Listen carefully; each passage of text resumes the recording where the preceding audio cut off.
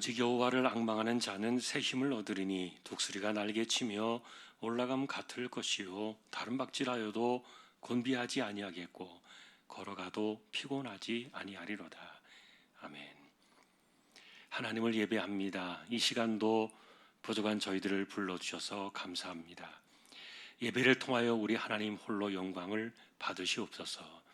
예배의 시종을 의탁합니다. 존귀하신 예수 그리스도의 이름으로 기도 올리옵나이다. 아멘.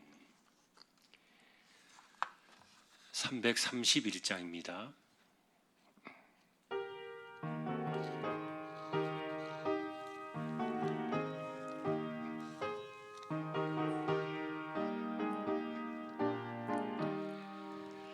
영광을 받으신 만유의 주여 우리가 명령을 따르리다.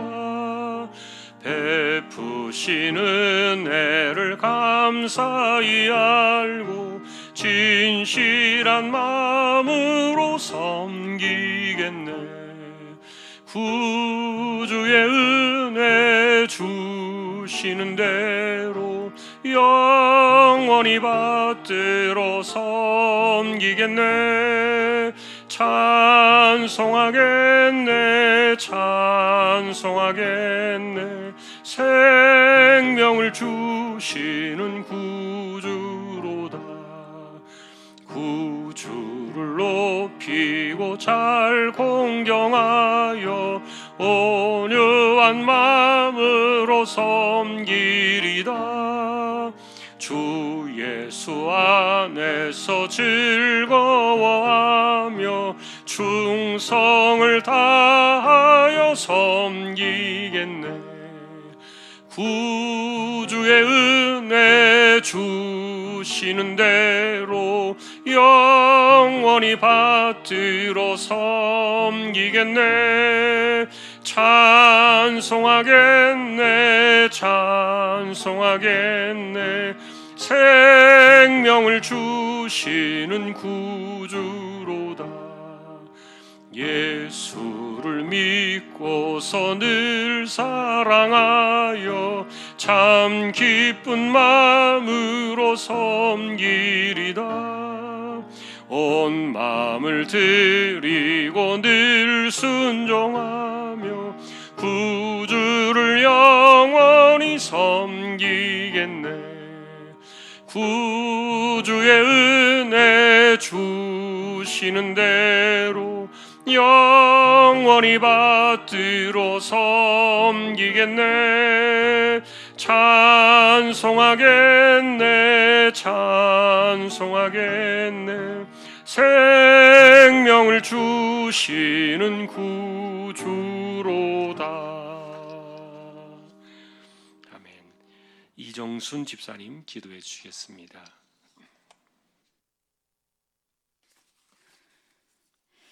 사랑이 많으신 하나님 아버지, 주일 지난 3일 동안도 저희를 지켜주시고 수요 예배로 인도하심을 감사합니다. 일상에서 하나님 뜻대로 저희들 살지 못하고 저희의 욕심을 따라 살며 잘못한 것 회개합니다. 용서하여 주시옵소서. 하나님, 끝이 없이 우리를 두렵게만 했던 코로나로부터 우리를 이렇게 지켜주시고 안전하게 하나님 앞에 나와 예배하게 하심을 감사합니다. 코로나가 아무리 위험하고 무섭다 할지라도 온 세상을 주관하시는 분은 하나님이신 것을 저희들은 다시 한번 깨닫게 하시니 감사합니다. 이제 일상으로의 회복이 한껏 다가온 것 같습니다. 예배가 정상으로 회복되며 모임이 허락되기까지 우리에게 맡겨주신 사명과 직분을 잘 감당하게 하소서. 몸이 아프고 경제적으로 힘드신 분들 담대한 마음과 강건함을 주셔서 회복하는 은혜와 풍요함의 은혜를 더하여 주시옵소서. 수능을 준비하는 수험생 건강을 지켜주시고 좋은 결과 얻을 수 있기를 기도합니다. 이 시간 말씀을 전하시는 목사님 영육간의 강건함을 주시고 가정을 지켜주시고 또한 주시는 말씀에 저희들 마음에 깊이 새겨 순종함으로 생활에서 많은 열매를 맺는 삶 되게 하여 주시옵소서. 모든 영광을 하나님께 드리오며 예수님의 이름으로 기도합니다.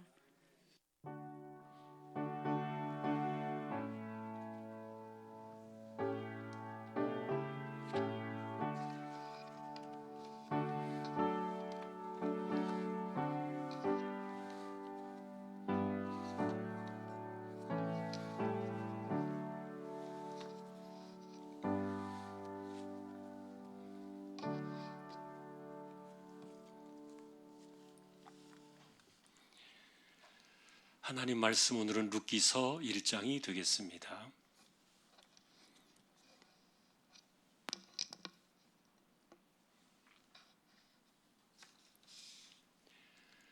룻기 1장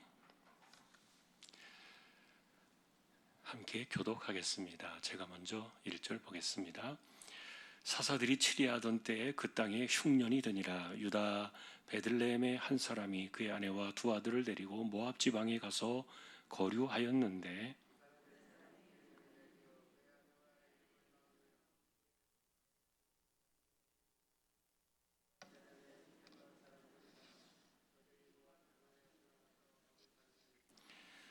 나오미의 남편 엘리멜렉이 죽고 나오미와 그의 두 아들이 남았으며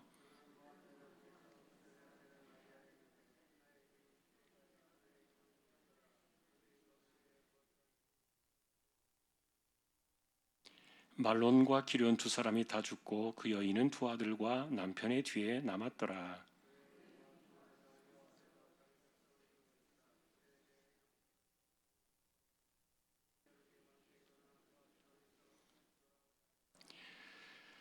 있던 곳에서 나오고 두 며느리도 그와 함께하여 유다 땅으로 돌아오려고 길을 가다가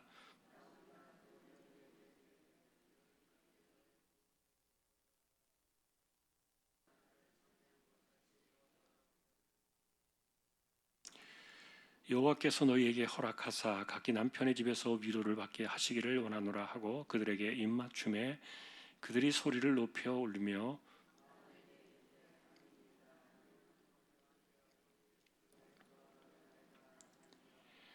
나오미가 이르되 내 딸들아 돌아가라. 너희가 어찌 나와 함께 가려느냐. 내 태중에 너희의 남편 될 아들들이 아직 있느냐.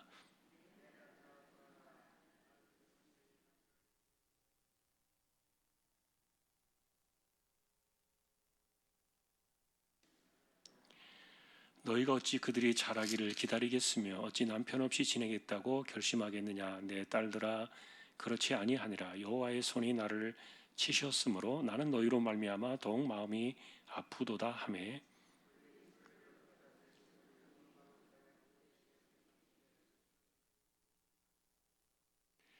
나오미가 또 이르되 보라 네 동서는 그의 백성과 그의 신들에게로 돌아가나니 너도 그의 동서를 따라 돌아가라 하니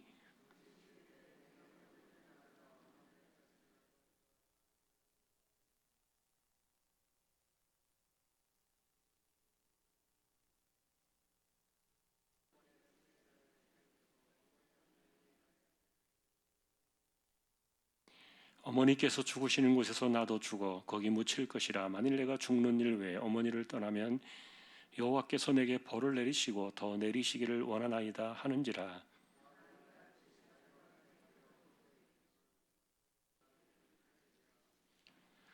이에 그 두 사람이 베들레헴까지 갔더라. 베들레헴에 이를 때 온 성읍이 그들로 말미암아 떠들며 이르기를 이 이가 나오미냐 하는지라.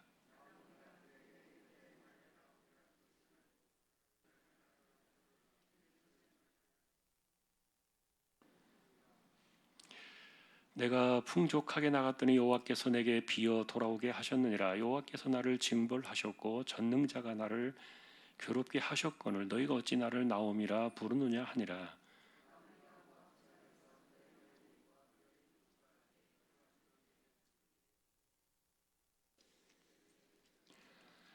아멘.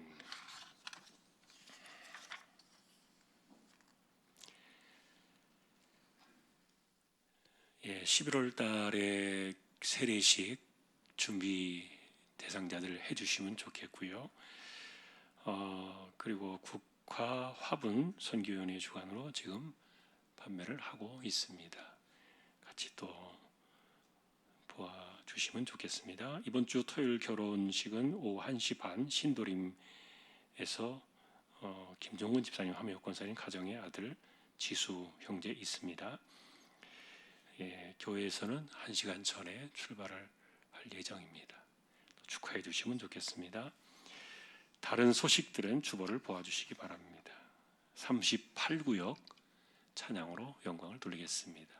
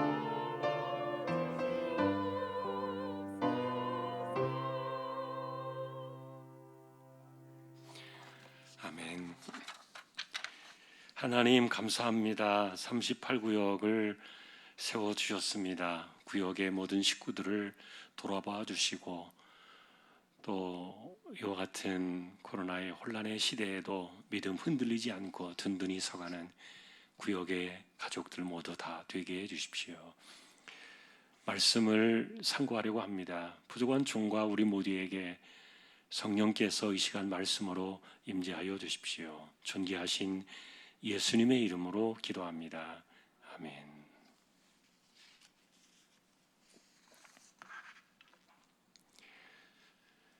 사사 시대를 저희가 지났습니다만 그러나 이제 여전히 룻기서는 사사 시대의 말기의 모습을 그려주는 성경이죠.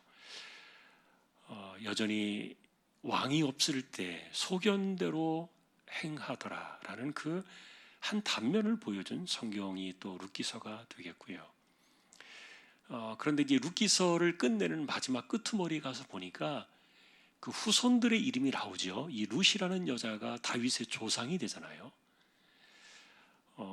그런데 그 후손 가운데 다윗까지 이름이 나옵니다. 그래서 아마도 이 룻기서를 기록하신 분은 다윗이 등장하는 것까지 보고 살았을 것이다. 이렇게 추정해 보는 거예요. 그러니까 마지막 사사 시대 그리고 왕정 시대가 이어지는 그 과도기에 이 룻기가 일어난 사건으로 추정을 합니다.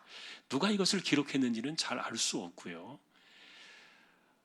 그런데 우리가 이제 지난번에 사사 시대 말기로 올수록 그 위험했던 것 가운데 하나는 여러 가지를 우리가 이제 보았습니다만 지난번 마지막 장에서는 우리가 그 맹세와 같은 그 말을 하는 거 이게 자기들이 하나님의 이름으로 전혀 하나님과 상관없이 걸어놓고 그리고 그 약속을 말을 지키겠다고 또 누군가를 희생시키고 그래서 이거는 정말 하나님은 가만히 계시는데 그 하나님을 들었다 놨다 자기들끼리 그런 그 인간의 그 무례함 이런 것들이 그 말 속에서 나타났다. 우리가 지난주 보셨던 내용이에요. 그리고 우리가 이제 또 집단주의가 얼마나 위험한가를 생각했고요. 이 사람들이 집단적으로 막 선동이 돼가지고 감정적으로 분노가 일어나고 막 파묻히면은요 아무것도 못해요. 그래서 지금도 이 정치 역사 속에서는 우리나라도 마찬가지입니다만 역사의 현실 속에서 이 선동적인 이런 것들은 굉장히 정치인들이 많이 써먹는 내용 중에 하나입니다만 정말 위험하다는 거 우리는 늘 기억해야 돼요. 기독교인들은 딱 끼어서 선동되어지는 분위기를 따라가는 것이 아니라 무엇이 옳은가, 무엇이 진리인가 그런 분별하는 것이 굉장히 중요한 거죠. 자, 왕이 없다는 이 표현은 세상의 왕을 이야기하는 것이기도 하지만 그러나 진정한 주권자이신 하나님이 그들의 삶에 없기 때문에 자기들이 마음대로 행하는 그래서 소견이라는 것이 나타나는 소견대로 행하는 이것이 이제 빗대어서 이중적으로 이렇게 나타난 내용들인데 자, 오늘도 우리가 이제 이 바라보게 되는 룻의 이야기는 사실 평탄하게 살던 한 집안의 이야기였죠. 원래 이분의 이제 주인공으로 등장하는 이 나옴이라는 이분이 그 이름 자체가 기쁨이라는 뜻을 갖고 있어요. 그래서 그 이름 자체만 보면은 굉장히 그 집안이 그 유복한 그리고 화목하고 나름대로 사는 데에 있어서는 상당히 어느 정도 기반을 갖춘 그런 집안으로 추정이 돼요. 왜냐하면은 이들이 돌아왔을 때 고향 베들레헴으로 돌아왔을 때 10년 전에 내려갈 때 그 모습을 기억하고 있던 동네 사람들이 보고 놀랐어요. 이 정도로 사람이 이렇게 상했나? 그 정도로 사실은 나오미는 그렇게 부족한 삶을 살던 사람은 아니었는데 그런데 어쨌든 우리가 1장에서 바라볼 때 이 슬픈 사건들이 일어난 그 원인은 뭔가에 대해서 다른 사람들은 말하기 어렵지만 그러나 당사자인 나오미의 입을 빌어서 우리가 그 현장에 있었던 이 나오미의 입장에서 우리가 이 사건을 해석해 본다면은 모압 땅으로 내려간 이주 자체가 잘못되었던 거죠. 사실 이 베들레헴이라는 그 지역 이름이 굉장히 풍요로운 땅이에요. 그래서 빵집이라는 이름을 갖고 있어요. 언제든지 거기는 먹을 것이 넉넉하고 밭에 소작물도 많고 그다음에 포도나무도 많이 열리는 이제 그런 지역 중에 하나입니다. 그런데 이제 그런 그 풍요로운 땅에도 흉년이 찾아왔잖아요. 기근이 들어오고. 그랬을 때 문제는 이것을 결정한 사람은 사실은 엘리멜렉이었습니다. 그 부인이었던 나오미나 아들들은 결정권이 없죠.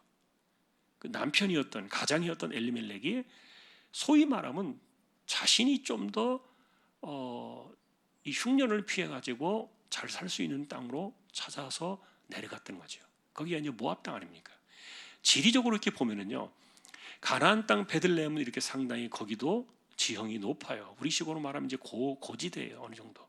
그래서 베들레헴에서 이렇게 요단강 쪽으로 동편입니다. 요단강 쪽으로 이렇게 쭉 바라보면은 요단강을 건너서 동편에 모압 땅이 모압 그 요단강 남쪽에 사해 남쪽이죠. 거기에 모압 그 땅이 보여요. 그래서 이제 베들레헴에서 이렇게 흉년을 피해가지고 어디로 갈까 이렇게 생각을 하다가 이제 아마도 엘리멜렉의 마음속에 딱 들어온 것이 모압이었던 것 같아요. 근데 여러분, 이 모압이라는 사람이 어떤 민족입니까? 이게 아브라함의 조카였던 롯의 후손이에요. 그 롯의 두 딸이 낳은 모압과 암몬, 여러분 아시죠? 모압과 암몬 중에 하나란 말이에요. 그런데 이 모압과 암몬은 어쨌든 그 태생 자체가 저주받은 그런 족속 가운데 하나인데, 그럼에도 불구하고 어쨌든 이스라엘하고는 아브라함으로 올라가면은 먼 친척 되잖아요. 그런데 이 모압 사람들은 굉장히 이스라엘 사람들을 아주 적대했어요. 그게 우리식으로 말하면 뭐 열등감이라고 할까, 어떤 그 뭐라고 할까요? 스스로가 생각하는 이제 그 이스라엘 아브라함의 후손으로 생각하는 그들에 비해서 자기들이 갖고 있는 그런 좀 부족한 의식이죠. 그거에 대해서 반감이 늘 있어요. 그래서 출애굽한 이스라엘 백성들이 가나안 땅으로 향해 지나갈 때 모압 땅을 지난 적이 있는데 도와주지 않았어요. 싸우려 그랬고, 그리고 심지어는 가나안 땅에 정착해서 살 때도 모압 왕 에글론이라는 사람이 사사기 초기에는 이 가나안 땅을 침략해서 18년 동안 그 땅을 괴롭히기도 했어요. 그래서 이 전통적으로 이 모압과는 사이가 안 좋습니다. 그런데 이 불행하게도 이 모압 땅은 하나님의 이름이 전혀 없는 그런 곳이에요. 하나님을 섬길 수 있는 그런 땅이 아니었고요. 그리고 나름대로 자기들이 섬기고 있는 이제 그 우상이 있어요. 또 다른 어떤 이방신이 있는 거죠. 자, 이런 것을 알고 있는 이 엘리멜렉이 거기를 갔다는 것은 목적이 뭡니까? 단순하게 돈 때문이에요. 뭐 가족들의 입장에서는 돈을 벌어야 되는 가장이 돈 좀 더 잘 벌겠다 그러니까 그 반대할 수 있는 그 명분이 없죠. 그런데 결과적으로 그들이 흉년을 피해 가지고 내려간 게 뭡니까?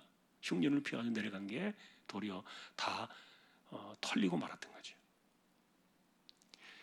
결과적으로 그래서 이 나오미의 고백은 그거예요. 우리가 흉년을 피해 가지고 하나님의 손을 떠났더니 망했다. 도리어 하나님의 손이 우리를 치셨다. 이렇게 본 거예요. 이건 다른 사람의 해석이 아니라 본인의 해석이에요. 자기가 해석을 그렇게 한 거죠. 그리고 우리가 이제 볼 때 10년 만에 돌아오잖아요, 베들레헴으로. 그런데 맨손으로 돌아옵니다만, 그러나 루키서가 우리에게 말해주는 것은 아무리 힘들고 어렵고 뭐 흉년과 기근과 심지어는 굶어 죽는 그런 상황이 온다 할지라도 하나님의 그늘 아래에서 사는 것이 나으냐, 아니면은 자기가 그런 환경을 벗어나서 이 환경 속에서 좀 더 잘 살아보겠다고 하나님의 품을 떠나서 나가는 것이 나은 것이냐, 결과적으로 그런 것들을 딱 대조해줘요. 그래서 이 나오미가 10년 만에 돌아왔을 때 베들레헴으로 돌아오면서 자신의 이름을 뭐라고 말합니까? 나를 나오미라고 말하지 마라. 나를 마라라고 불러더라. 이제 쓰다는 말이죠. 마라의 쓴물 기억나잖아요. 그래서 이 나오미라는 그 이 이름의 뜻은 원래 기쁨과 즐거움과 이런 것들을 담고 있는 그 아주 명쾌한 그런 이름인데, 그런데 그 이름을 부를 수가 없는 거예요.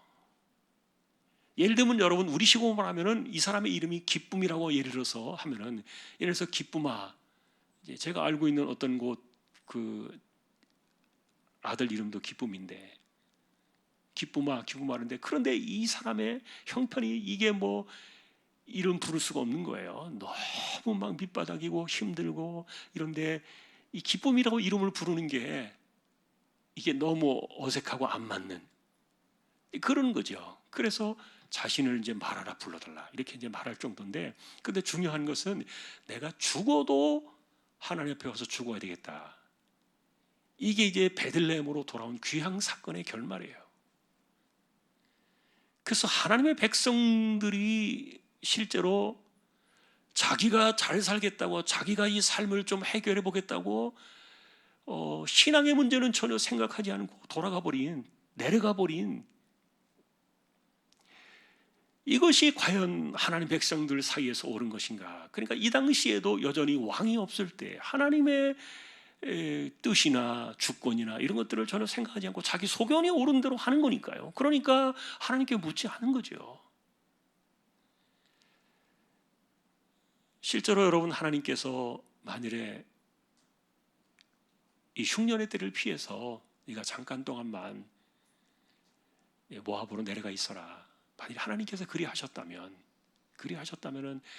그들은 그곳에 안전하게 있다가 돌아올 수 있었겠죠. 그러나 전혀 묻지 않은 거예요. 그리고 이분들의 의식 속에는 어쨌든 이 흉년의 때를 피해 가지고 자기들이 뭔가를 해보겠다는 거예요. 아까도 말했던 것처럼 이 룻기서의 이 삶에 대한, 사느냐 죽느냐에 대한 이 중대한 문제, 그리고 또 조금 약간 가볍게 말한다면 경제적인 이 먹고 사는 문제를요, 그래도 하나님의 손 아래에서 있는 사람들은 굶지 않는다. 이게 헐벗고 굶주리고 죽고 이런 일은 없다, 이런 것들을 보여주는 건데, 그러니까 이미 사실은 가나안 백성들은 광야에 40년 동안에 경험을 했잖아요. 아무것도 없는 그 땅에서 그들이 40년 동안 어떻게 버텼습니까?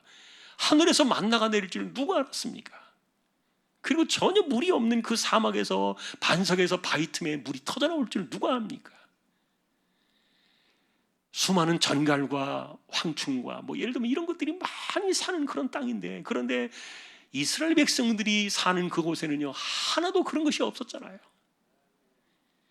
하나님께서 범죄한 백성들을 벌하시려고 경계선을 풀었을 때 그때 불뱀이 나온 곳, 그 외에는요 원래가 그런 곳이 많은 땅이에요. 그런 곳이 그 가나안 사막이, 광야가. 그런데 하나님이 함께 하실 때는 그런 뭐 벌레 하나도 없잖아요. 예를 들면 뭐 진해 같은 거, 뭐 이렇게 전갈 뭐 이런 거, 우리가 보통 광야에 살 수 있는 것들이, 이 사람들이 집을 짓고 이렇게 사는 게 아니라 텐트 아닙니까? 텐트가 얼마나 허술해요. 밑으로 다 기어 들어와요. 예를 들어서 만일에 그런 것들이 그냥 있다면은, 무서운 불뱀, 뭐 전갈 이런 것들이요 그냥 기어다니고 이러면은 광야에서 어떻게 그 텐트 치고 삽니까? 안 되거든요. 근데 그들이 경험을 했단 말이에요. 그런데 경험을 했어도 신앙이 허물어지고 하나님에 대한 인식이 사라지기 시작하니까 자꾸만 세상 것이 이렇게 눈에 더 크게 들어오다 보니까, 그래서 하나님 품에서 이 기근을 이겨낼 생각은 전혀 하지 못한 거예요. 그게 이제 큰 착오였고, 그리고 이제 이것을 이제 뼈저리게 느낀 사람이 이제 홀로 남은 나오미가 해석을 한 거예요. 그때 우리가 힘들었어도 그때 하나님 품 아래서 죽었어야 되는데, 죽더라도 거기서 있어야 되는데, 그런데 살겠다고 뛰쳐나온 이곳에서 그냥 이렇게 남편이 죽은 거죠. 근데 여러분, 우리가 이제 이런 것들을 생각해 보면 이제 우리의 삶을 좀 비교해 보면 나오는데, 여러분 어딘가로 사람들이 이사를 다니는 게 이게 쉬운 일입니까? 쉽지 않아요. 이사를 가고 내가 어디에 정착을 하고 이런 게 참 쉬운 일은 아닌데, 어떤 사람은 자기가 태어나서 죽을 때까지 거기에서 살다가 가는 분들도 많고, 또 여기저기를 떠돌아다니는 분들도 있고, 뭐 여러 가지 이게 삽니다만, 그러나 우리의 삶 자체는 나그네지만, 그러나 이 땅에서 살아갈 때 내가 이 거주지를 옮긴다는 것은 이게 상당히 심각한 문제 중에 하나예요. 왜 이런 얘기가 나오는가 하면은, 아마도 엘리멜렉의 입장에서는 이 흉년의 기간이 얼마나 갈지는 모르겠지만, 이 흉년의 시간 동안만 잠깐 이 소낙비를 피했다가 내가 돌아오겠다, 뭐 내가 요때만 착피해가지고 오면은 뭐 큰 문제가 있는가, 이렇게 생각을 했는데, 그런데 딱 내려가고 나니까 자리가 잡혔는데 어떻게 돌아와요? 힘든 거예요. 이미 거기에 자리가 잡혔으니까. 이것은 여러분, 예를 들면 우리가 바벨론 백성들이 포로로 끌려갔을 때, 바벨론 시대에 포로로 끌려갔던 그 사람들이 그발강가에 난민촌을 이루고 살았다 그랬잖아요. 그런데 그 사람들이 처음에 돌아올 때, 그들이 예루살렘으로 이제 돌아옵니다만, 그러나 1차, 2차, 3차에 걸쳐서 이렇게 돌아오는 걸 보면요, 쉽게 못 가는 거예요. 예루살렘으로 가야만 되는데 왜 못 갑니까? 자리를 잡았으니까. 이미 거기에 내 터전이 있고 내 먹고 사는 것이 있는 거예요. 그런데 예루살렘의 귀환, 여기 귀향도 마찬가지입니다만, 하나님께서 말씀하신 것은 뭡니까? 이 땅에서의 먹고 사는 문제는 철저하게 내가 한다는 거예요. 내가 하지, 너희가 대책을 마련하고 너희가 그것을 하나님 버리고 하나님과 상관없이 자기 소견대로 이렇게 한다고 해서 그게 되겠느냐 하는 거예요. 그런데 그 포로로 돌아올 때 그 백성들 가운데 거기 남은 사람들은 자기 터전이 있으니까 안 돌아갔단 말이에요. 그들은 나중에 어떻게 되었을까요? 언약 백성이 되지 못해요. 그러니까 이방인으로 돌아가 버리는 거예요. 그래서 이제 우리가 이런 것들을 보면은 우리가 어딘가 내려가서 이렇게 자리를 잡는다는 거, 이게 사람들이 항상, 그래서 내 삶의 중심 속에 하나님이냐 신앙이냐라는 이런 것보다도 내가 지금 먹고 사는 그 돈 나오는 그곳이 뭐냐, 그게 뭐냐를 우리가 중요하게 자꾸 보는 거예요. 그런데 그것을 주시는 분이 하나님이신가에 대한 그 의식들이 없는 거예요, 우리가 살다 보니까. 그래서 이 엘리멜렉의 사건은 어쨌든 그런 것들에 대해서 우리에게 보이지 않게 송곳처럼 이렇게 교훈을 찔러줘요. 그런데 잠깐일 줄 알았지요? 돌아오지 못했어요. 남편이 거기서 병을 얻어가지고 건강했던 사람이 내려가 죽은 거예요. 이거 어떻게 합니까? 그래서 부랴부랴 이제 두 아들을, 남편이 죽으니까 이 나오미가 그때라도 정신을 차리고 돌아왔어야 되는데 그런 생각은 전혀 못했죠, 아직까지도. 그래서 이제 부랴부랴 두 아들을 결혼을 시킨 거예요. 누구하고 결혼을 시킵니까? 그 모함 여자들하고. 그렇게 해서 결혼을 시키고 나서 보니까 얼마 안 있다가 또 두 아들마저 자식도 없이 죽고 만 거예요.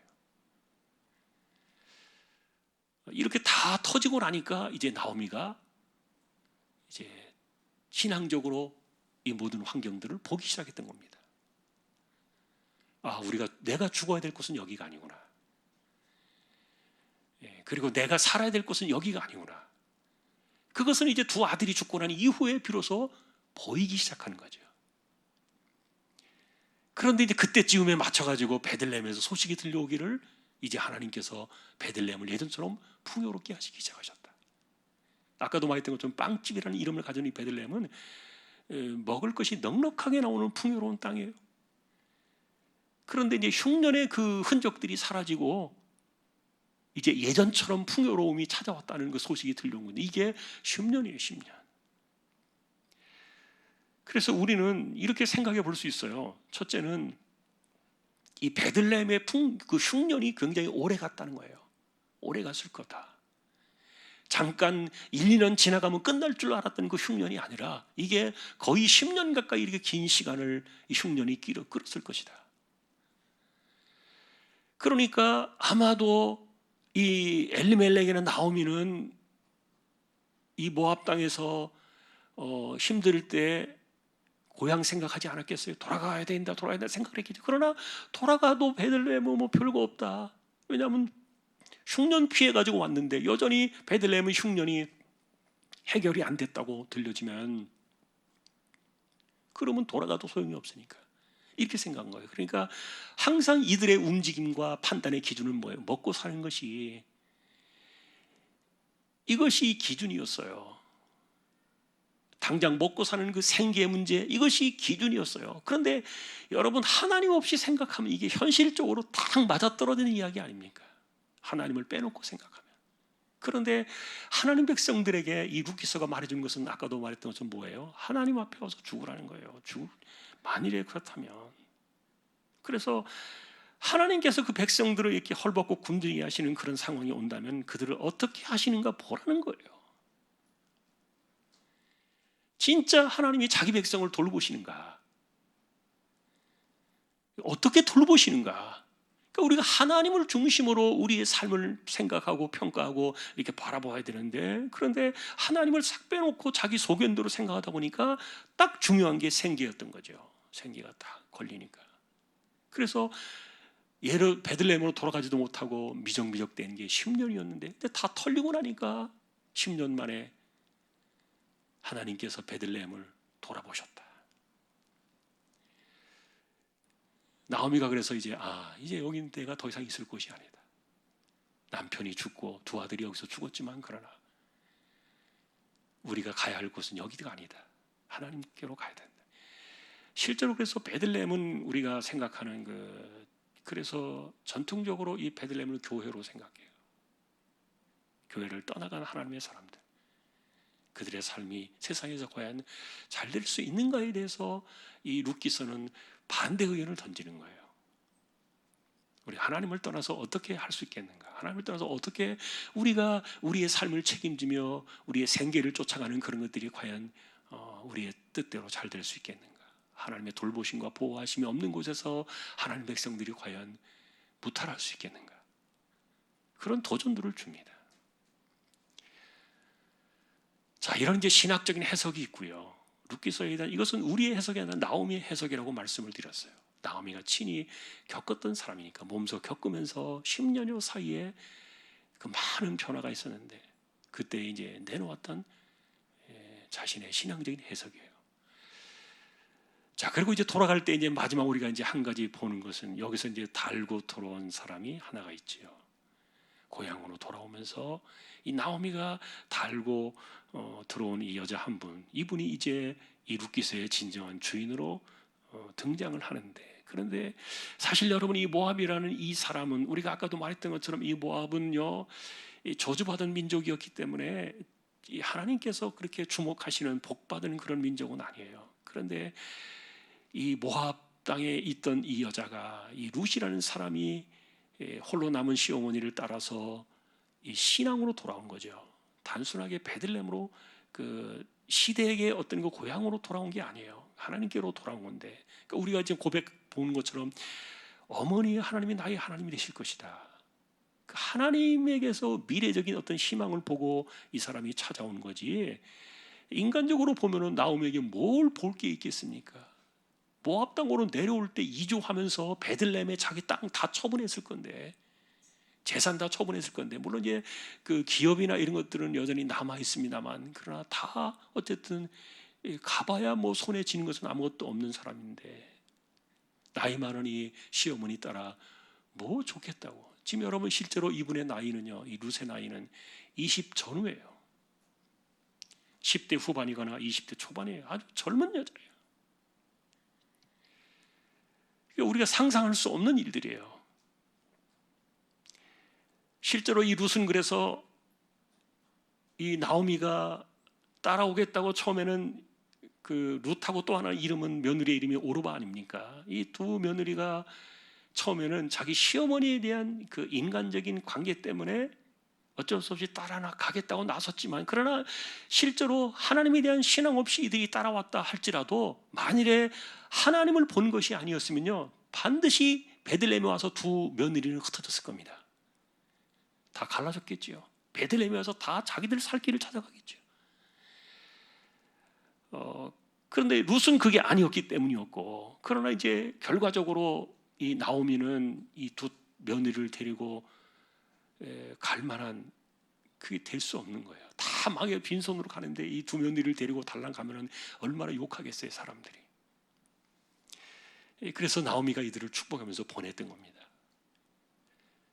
근데 우리가 이제 이 축복하는 모습들을 이제 보면서 주보에도 제가 좀 간략하게 넣었습니다만, 이 나오미가 이제 신앙으로 돌아오니까 정신이 드는 거죠. 신앙적인 자부심과 자존심이 생겨나니까 무엇을 합니까? 이 두 며느리에게 축복을 하는 거예요.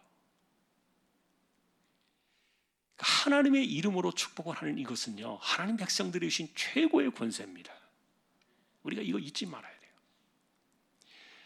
그래서 제가 이 모습을 보면서 이것은 야곱의 모습이다.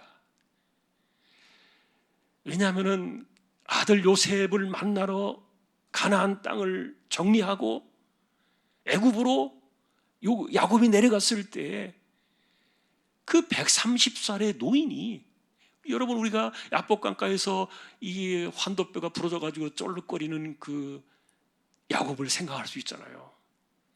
그런데다가 평생을 이 양을 쳤으니까 이 냄새가 몸에 배어 있는 사람이고, 130살이면은 뭐 아무리 건강하다 하더라도 그 이후로도 좀 더 살긴 했지만, 그러나 여러분 생각해 보세요. 이렇게 볼 때 얼마나 그 굉장히 연로한 노인이겠어요. 보기에 초라하고 뭐 그럴 수도 있는데,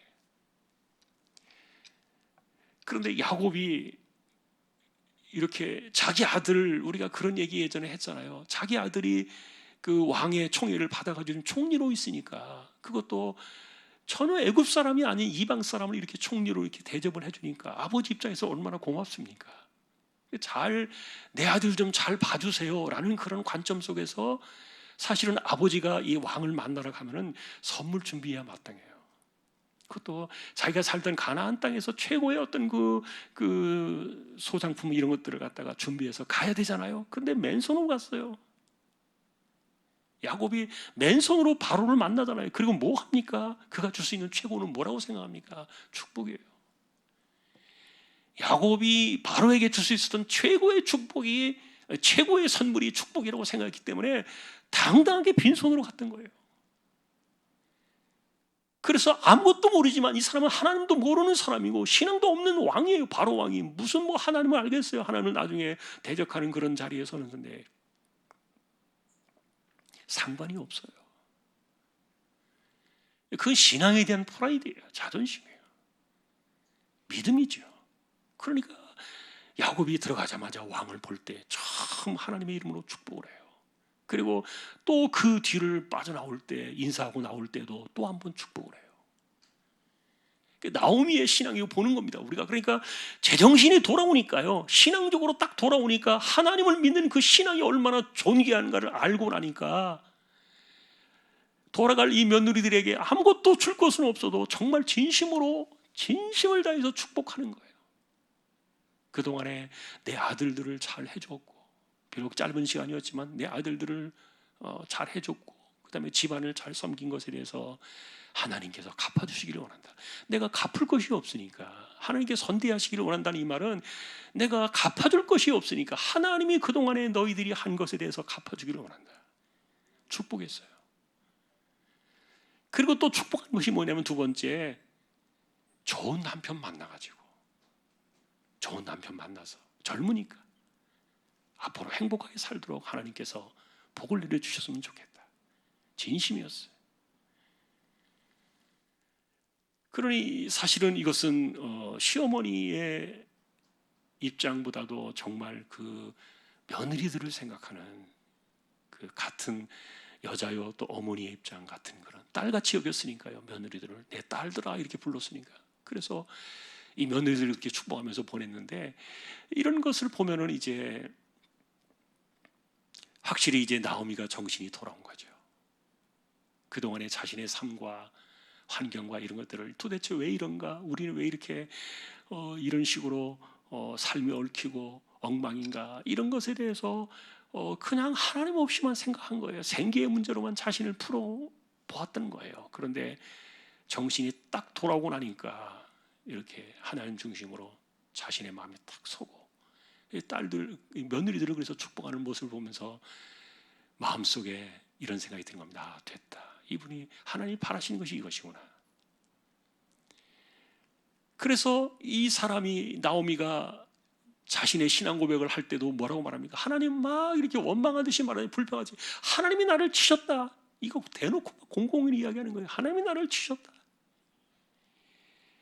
하나님이 우리를 얼마나 기분 나쁘게 여기셨으면 우리를 이렇게 박살내버리고 우리 집안을 이렇게 완전히 무너뜨려버리고 이렇게 그냥 남편과 두 아들을 이렇게 한꺼번에 가져갈 수 있느냐. 이거 정말 하나님이 우리를 얼마나 믿게 보았으면 이렇게 했겠느냐. 그러면서 그 이야기를 자기가 입으로 한 거예요, 나오미가.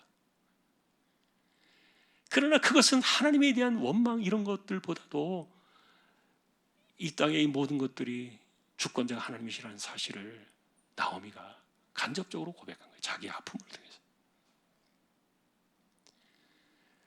자, 그런데 이제 우리가 이런 것들을 바라보면서 이제 이 룻이라는 여자를 이제 보게 되는데, 이 20살 안팎의 이 젊은 여자가 어쨌든 이 사람이 자기 친정을 버리잖아요. 그리고 자기 고향과 친척들, 그리고 거기 가면 어쨌든 뭐 또 살 길이 열리지 않겠어요. 젊은 여자니까. 그런데 그런 것을 포기하게 되죠. 그리고 또 베들레헴으로 간다 하더라도 그 베들레헴 사람들, 다시 말하면 그 이스라엘 아닙니까? 자기하고는 피가 달라요. 언약도 달라요. 신앙이 달라요. 그런데 그 이스라엘 백성들이 자기를 환대해 줄 것인가에 대한 확신이 없어요. 그 당시에 이방인들하고는 유대인들 여전히 이렇게 완전히 갈라서 있는 그런 상태였기 때문에 자기가 모함 여자의 신분으로서 자기를 잘 대해줄 것인가에 대한 확신이 없어요. 그러나 그런 걸 생각하지 않아요. 그리고 하나님에게서 이 나오미가 희망을 보는 것처럼 동일하게 똑같은 희망을 보는 거예요. 하나님에게서. 그리고 자신의 미래를 나오미에게 건 것이 아니라 하나님에게 거는 거예요. 이것이 룻의 결단이었어요. 그래서 아까도 처음에 말했던 것처럼 하나님 백성들이 하나님께로 돌아올 때는요, 하나님이 어떻게 책임지시는가 하는 것들을 보여주는 거예요. 하나님을 떠난 백성들은 세상이 그들을 어떻게 보호하는가, 그들을 과연 지켜줄 수 있는가, 이런 것들을 반대로 보여주고 있고요. 그러면서 이제 1장의 이야기가 이렇게 끝나면서 이때가 보리 추수 때였다. 이 일종의 이제 보리밭의 사건이 나오는 거죠. 이 보리밭의 러브 스토리가 나오는 겁니다. 하나님께서 룻을 돌아보게 하시는 그런 은혜의 사건들을 오늘 우리가 보게 되는데, 이 말씀을 보면서 이제 1장을 정리해 봅니다.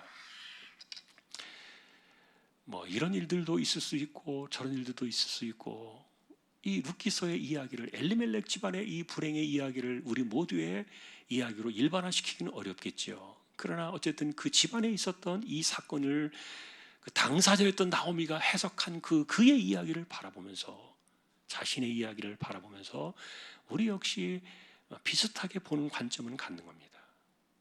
하나님 백성들이 하나님을 떠나서 사는 것 자체가 위험하다. 그래서 그것은 이주라는 문제, 내가 삶의 터전의 문제, 이런 것들이 여기에 맞물려 있었는데,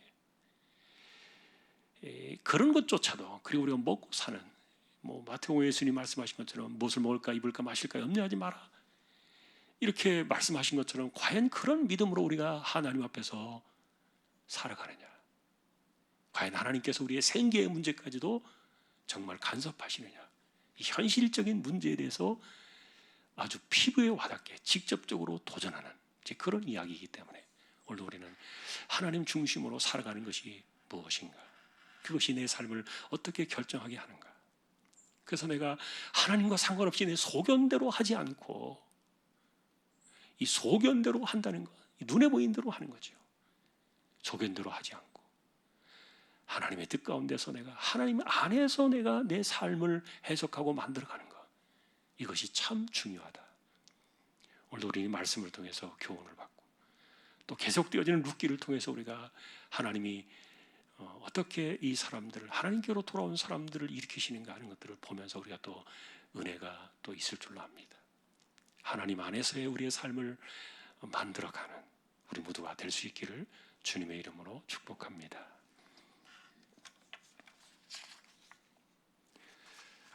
315장 찬송입니다.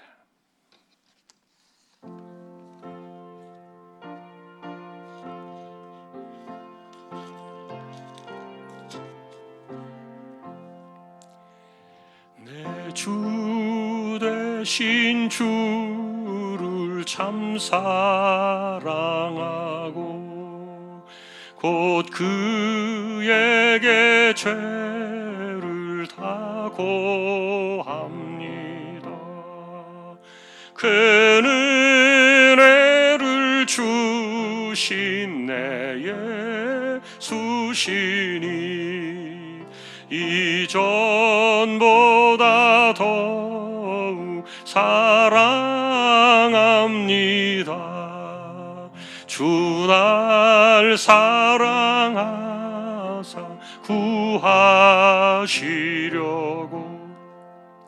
저 십자가 고난 당하셨도다. 그 가시관 쓰신 내 주 배우니 이전보다 더욱 사랑합니다. 내 평생에 힘쓰 그 큰 의무는 주 예수의 덕을 늘 기림이라. 숨질 때에까지 내 할 말씀은 이전보다 더욱 사랑합니다. 그 영광의 나라 나 들어가서 그 풍성한 은혜 늘 감사하리. 금멸류관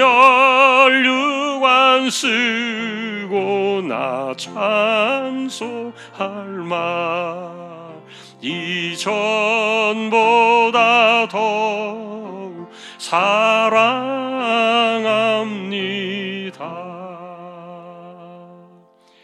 아멘.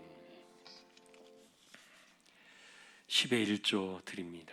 사업자와 사업체와 가족의 건강을 지켜주십시오. 감사를 드립니다.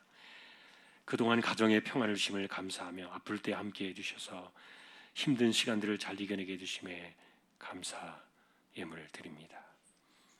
오늘도 손길을 기억해 주시고 삶에도 구체적으로 세밀하게 간섭하시는 하나님의 은혜를 기대어 살아가는 신앙의 방식들을 우리의 삶에 체득하고 그것이 우리의 신앙이 되어지도록 은혜를 내리워 주옵소서.